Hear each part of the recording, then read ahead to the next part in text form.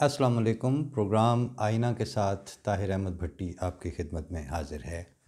और कल वाले जो फ़ीडबैक के प्रोग्राम था और आपके कमेंट्स वाला, उसको अगर हम पिछले महीने का वाइंड अप प्रोग्राम समझें तो आज ये अगले महीने का हमारा पहला प्रोग्राम है जुलाई के हवाले से। और इसका थीम आज एक दोस्त के मशवरे और उसके बाद उनसे तफसीली बात होने के बाद हमने हस्ती बारी ताला का थीम इसके लिए रखा है। और उसके क्या असबाब हैं और उसकी क्या वजूहात हैं, क्या उसकी तफसीलात हैं, वो बात साथ साथ आगे चलेगी। कुछ अहबाब जिनके लिए ख़ुद ये इस्तिलाही शायद नई हो और फिर वो ये भी समझेंगे कि इसका हमारे रोज़मर्रा मामलात से क्या ताल्लुक़ है, वो अगर बाद में आपको नज़र आ गया कि ताल्लुक़ है और ताल्लुक़ इस्टेब्लिश हुआ है, तो फिर ये समझिएगा कि इसकी वक्तन फ़वक्तन नहीं बल्कि रेगुलर बुनियादों पर इस थीम के ऊपर बात करते रहने की हमें भी ज़रूरत है। नाज़रीन को इसको सुनने और इस पर गौर करने की ज़रूरत है और मुआशरे को बहैसियत मजमूई इसको डाइजेस्ट करने, अपने रोज़मर्रा मामलात में इनकलकेट करने और उनको इम्प्लीमेंट करने की, बल्कि अपने हर रोज़ की जो गुफ्तगू है या हर स्टेप है उस ना या हाँ को इसके ताबे लाने की शदीद ज़रूरत है। क्योंकि अगर जैसे कहते हैं कि आपने अगर बात करनी है तो पहले आप कोई उसका टेबल टॉक्स में भी उसका कोई असूल तय करते हैं। गेम है तो रूल्स ऑफ गेम तय करते हैं, कोड ऑफ कंडक्ट तय होता है। मुआशरे में भी बहुत जल्दी ही एक बुज़ुर्गों की ऐसी सोबत नसीब हुई कि जिसमें हमें ये सुनने को भी मिल गया और समझने को भी मिल गया कि अगर अल्लाह ताला नहीं है तो नेकी की डेफिनेशन आप क्या करेंगे। अगर खुदा ताला ही मौजूद नहीं है तो फिर कौन सी, मतलब किसी भी नेकी को आप नेकी क्यों कहते हैं। फिर तो एक चोर था, आपने वो चोरी करके अच्छा खासा मतलब माल बनाने लगा था, फ़ायदा उठाने लगा था, ना कोई खुदा है ना कोई आखिरत है, तो उसको आपने मना कर दिया, बल्कि कानूनी तौर पर उसको रोक दिया कि वो चोरी ना कर सके, डाका ना डाल सके। तो वो जो उसको दुनियावी फ़ायदा, क्योंकि आखिरत है कोई नहीं, खुदा नऊज़ुबिल्लाह है कोई नहीं, तो फिर तो जो फ़ायदा वो उठा रहा था आपने उसको उससे भी रोक दिया। इसका मतलब ये है कि नेकी की डेफिनेशन बनती ही खुदा ताला के तसव्वुर को अगर माइनस कर दें तो किसी चीज़ को ना आप नेकी कह सकते हैं ना सच्चाई कह सकते हैं। वो बुनियादी निस्बत अल्लाह ताला की ज़ात और उसकी हस्ती ठहरती है।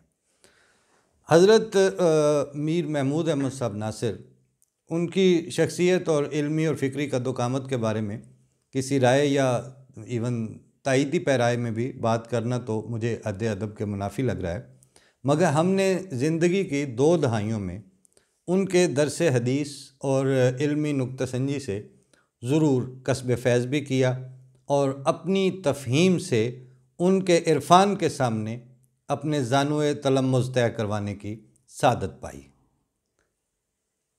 उनका ये मुस्तकिल अंदाज़ है कि वो बाद अज़ दुरूद शरीफ हदीस के अरबी मतन सुनाने के बाद तर्जमा किए बगैर अपनी कैफ़ियत और तफ़हीमात का सिरा पकड़ के एक अनजाने और नापैदा किनार उफ़ुक़ की तरफ कैफ़ियती तौर पर परवाज़ कर जाते हैं और हालात हाज़िरा को ज़मीन से उठाकर कौसे कुज़ा की कमान खींचते हुए वापस ज़मीनी हक़ाइक़ से ला मिलाते हैं।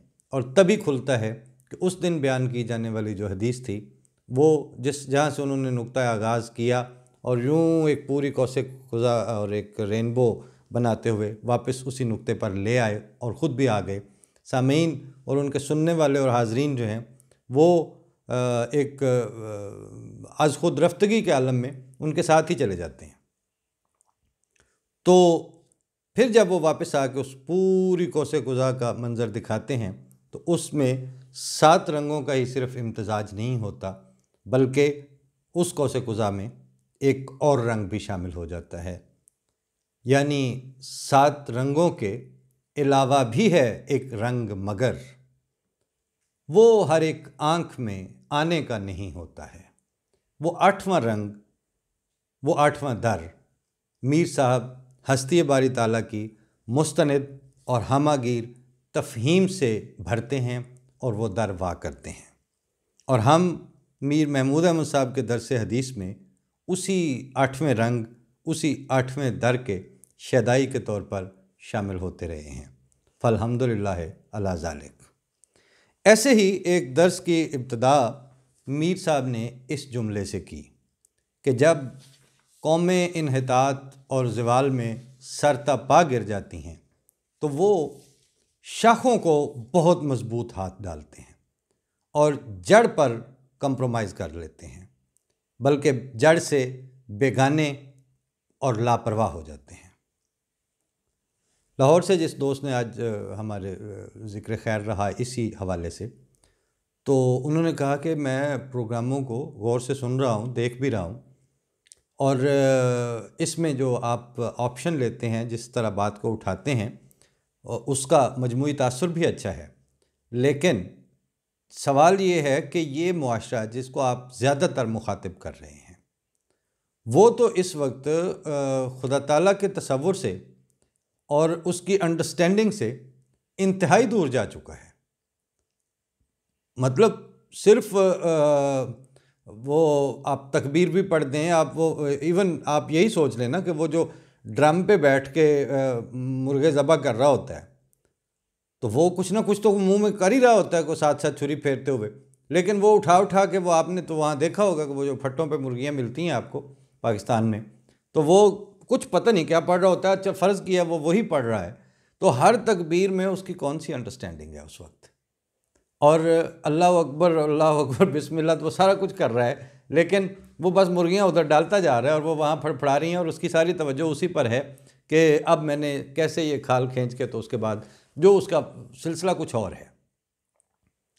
इस तरह से अगर देखा जाए तो इस वक्त लोगों के जो बहुत सी ज़ालमाना हरकत करते वक्त, मुझे कल परसों 2 दिन बहुत से दोस्तों ने तवज्जो भी दिलाई, और वैसे भी जब शेखुपुरा में जो वाक़या हुआ है नवाकोट में चाकुनासी में, तो उसमें कतबे तोड़े गए, वो सारी तस्वीरें भी सोशल मीडिया पर अवेलेबल थीं, देखी भी जा सकती थीं, लेकिन बहुत से दोस्त ये कह रहे थे कि जी अब इस पे प्रोग्राम करें, इस पे बात करें।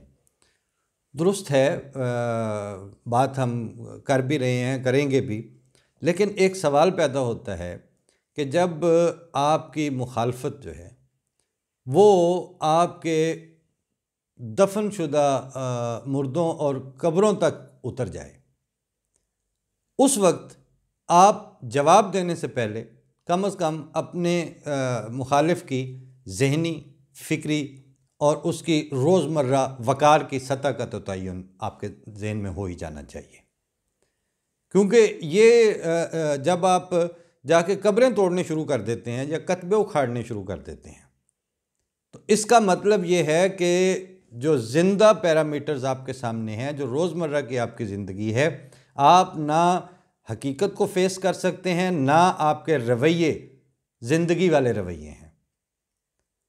और दूसरा, ये जिन्होंने ये हरकत की है, ये वही हैं ज़्यादातर इस वक्त जो अपनी मुखालफत में, ये वो हैं जो कब्रों को सजदा करने वाले हैं। अब आप ये देख लें कि वो इंसान और शर्फ़ इंसानियत से तो वो आरी हो चुके, ज़िंदा इंसानों जोगे वो नहीं रहे। ज़िंदा उन इंसानों में उनको रोज़मर्रा की ज़िंदगी बख्श कैफियत भी नहीं मिल रही।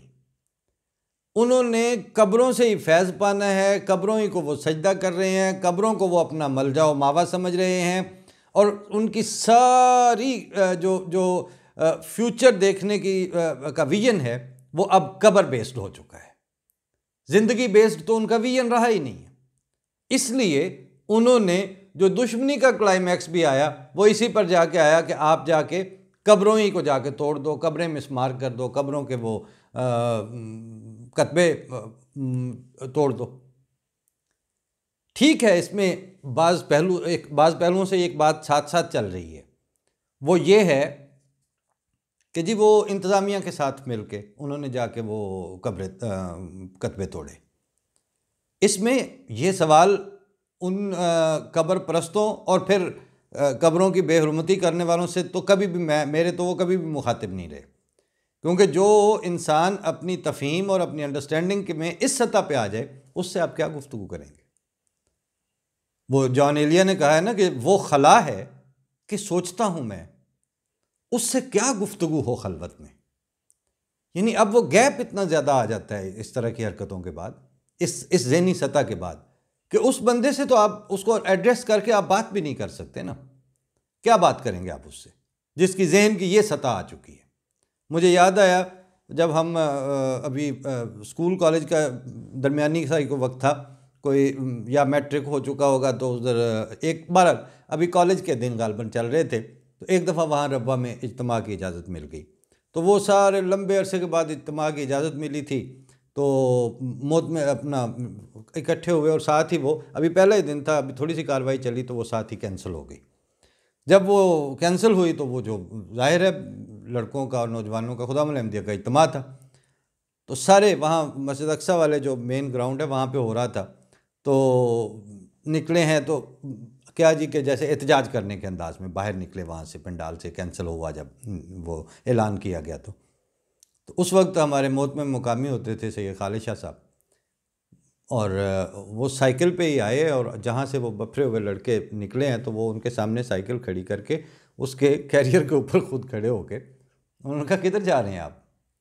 तो वो जो आगे की 2-4 लाइनों में लड़के थे, हम अदालत में वहाँ जा रहे हैं, वो मजिस्ट्रेट की रेजिडेंट मजिस्ट्रेट की अदालत होती थी रास्ते में, हम एहतजाज करने जा रहे हैं। किसके सामने एहतजाज करने जा रहे हैं?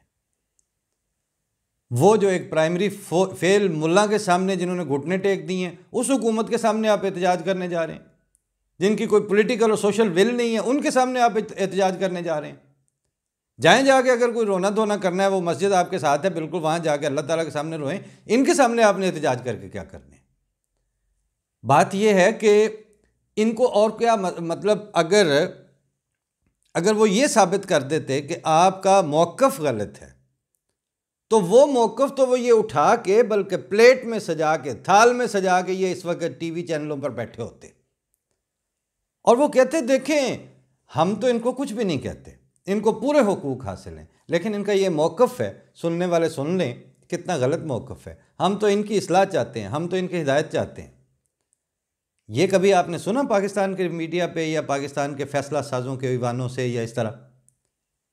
जब ये काम नहीं हो रहा होता तो इसका मतलब है कि मौक़िफ़ की डोमेन में वो अपनी हार आज नहीं, 10 साल पहले नहीं, 74 में नहीं, 53 में नहीं, वो 35 में भी नहीं, वो रोज़े अव्वल से बानिया जमात अहमदिया की बसत के वक़्त से वो उसके ऊपर हार मान चुके हुए हैं। अगर हार ना माननी होती तो उनको मक्के और मदीने से जाके 100-100 200 उलमा के फतवे शाया करने की उनके बारे में क्या ज़रूरत थी उस वक्त। इसलिए वो है तो वो डिबेट्स वाला शेर, लेकिन इस वक्त बड़ा बिल्कुल वो हस्बे हाल है कि ना खंजर उठेगा ना तलवार उनसे, ये बाजू मेरे आजमाए हुए हैं। आपको तो पता है कि इनके मौक़िफ़ की डोमेन में, उसके दायरा कार में ये बिल्कुल अपनी शिकस्त तस्लीम कर चुके हैं। उसके बाद है सर्वाइवल टैक्टिक्स। वो पिछले दिनों मैं एक दोस्त को बता रहा था कि कम अज़ कम 10 साल तो मुझे ये हो चुके हैं, इस बात 10 से भी ज़्यादा साल, जिसमें मैं मुसलसल देख रहा हूँ कि जब जलसा सालाना होता है तो जर्मनी में हो या यूके में हो या जहाँ पे भी, तो इमाम जमात अहमदिया उसमें एक दिन उन लड़कों और लड़कियों को जिन्होंने बेहतरीन कारकर्दगी अपने अपने स्कूलों, यूनिवर्सिटियों और कॉलेजों में दिखाई होती है, उनको मेडल देते हैं, उनको मतलब इनाम दिए जाते हैं उनके नाम लेके स्टेज पे। और वो कमो बेश 50 एक जगह, 50 एक जगह, फिर इस तरह औरतों की तरफ मतलब बच्चियों में भी। तो अगर एवरेज ये पूरी दुनिया में इनके 500 भी लगा लिए जाएं तो 20 साल में 10,000 तो ये बेहतरीन दिमाग पैदा भी कर चुके हैं। और वो 20,000 बेहतरीन दिमाग वो जामिया अहमदिया से फारिग होने वालों को नहीं, वो अपनी अपनी यूनिवर्सिटियों वालों की बात कर रहे हैं। जामिया का तो इनका और सिस्टम है। इसका मतलब है कि हर डोमेन में रोज़ाना की बुनियाद पर, सालाना की बुनियाद पर, माहाना की बुनियाद पर जो ग्रो करने वाले लोग हैं, उनके कब्रिस्तान में जाके आपने 4 कतबे तोड़ भी दिए, तो इससे कौन सी वो मतलब उसकी टांग टूट जाएगी उनके सोशियो पॉलिटिकल सिस्टम की, उनकी तरक्की के रास्ते में कौन सी रुकावट आ जाएगी। लेकिन मेरा इंतज़ामिया से एक सवाल है कि जब ये हरकतें हो रही होती हैं, पिछले 2-3 प्रोग्राम पहले मैंने कहा था कि वो अकबरी मंडी का वो पोस्टर था, आप किसी दिन इतना बता दें कि जितना गंद और जितनी लॉलेसनेस जो है, बल्कि लाकानूनियत की जो पीक आपके इस तरह के पोस्टरों में आती है, उसका 100वां हिस्सा भी अगर जमात अहमदिया की तरफ से आता तो आप बर्दाश्त करते? आप सिर्फ इतना आपसे सवाल है इंतज़ामिया से कि क्या आप इन मुलवानों को साथ लेके आते हैं, आप इनकी रिट को तस्लीम कर चुके हैं, जब चूंकि आपको ये पता है कि ये जुल्म हो रहा है, आपको ये पता है कि ये ज़्यादती हो रही है, और क्या आपको ये नहीं पता कि ये अपनी जगह पर रुकने वाले नहीं हैं? ये मौलवी का जो पैटर्न है वो पिछले 40 साल से यही है कि आप इसको ज़रा सा रास्ता दें। वो जेलम फैक्ट्री वाला वाक़या आपके सामने कि जेलम फैक्ट्री में गुजरात तक लाइनें लग गई, लेकिन जिस वक्त एक 6 अफराद की फ़ौजियों की जीप आती है, उस वक्त वो ट्रैफिक जैम भी खुल जाता है, वो सारा कुछ कंट्रोल हो जाता है, रास्ता भी मिल जाता है सबको। इसका मतलब है कि किसी ना किसी सतह पर आपके जो सिक्योरिटी इदारे हैं, आपके जो लॉ इन्फोर्समेंट के ऑर्गेनाइजेशंस हैं, आपकी इंतज़ामिया है, आपकी ब्यूरोक्रेसी है, वो कॉम्प्रोमाइज्ड है। और अगर जमात अहमदिया का तो कब्रें उखाड़ने से बिगड़ कुछ नहीं सकता।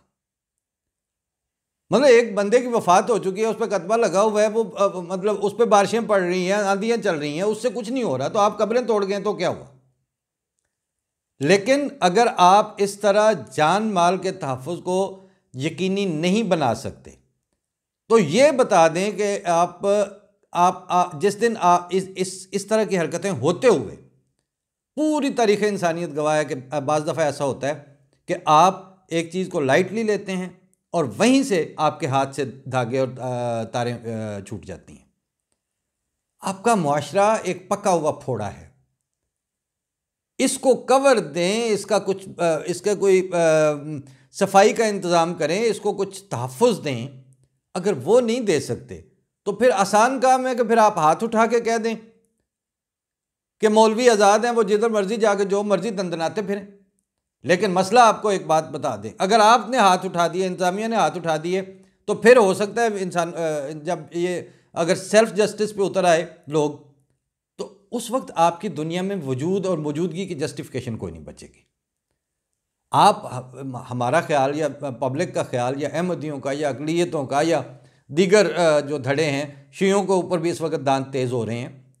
हिंदुओं के साथ क्रिश्चियंस की वो जोसेफ नाम का एक क्रिश्चियन था जिसने सिर्फ घर ख़रीदा और वहाँ पे उसको मतलब गोलियाँ मार दी गई। वो आज सोशल मीडिया पे था कि वो भी बिलाखिर फौत हो गया, 3-4 दफ़ा ऑपरेशन करवाने के बाद नहीं बच सका। आप जब इनका रास्ता खोल देंगे तो दुनिया में आपको रियासत और स्टेट कौन मानेगा? तो आप इनके तहफ़्फ़ुज़ की खातिर नहीं, अपने नाम और अपने वजूद के तहफ़्फ़ुज़ की खातिर आपको ये करना पड़ेगा। और क्योंकि दुनिया में रियासत वो कहलाती ही नहीं है, पॉलिटिकल इंस्टीट्यूशंस और स्टेट इंस्टीट्यूशंस वो कहलाते ही नहीं हैं। जो इस तरह के जो नॉन स्टेट एक्टर्स हैं उनके साथ मिल जाते हैं या उनको कहते हैं कि आओ हम आपको कब्रें तोड़ने में मदद देते हैं। इससे ना अकायद में कोई फ़र्क आया ना कुछ। असल मसला ये है कि ये जहाँ से मैंने गुजारिश शुरू की थी कि इस वक्त आपके मुआशरे का सबसे बड़ा मसला ये है कि आप अब खुदा को नहीं मानते। आपका वो एक सेनेटर को तो मैंने ये भी कहते हुए सुना ना कि वो किसी की तारीफ़ कर रहा था, वो कहता है कि हमें तो आकाए दो जहान आके खुद भी कहें तो हम नहीं मानेंगे।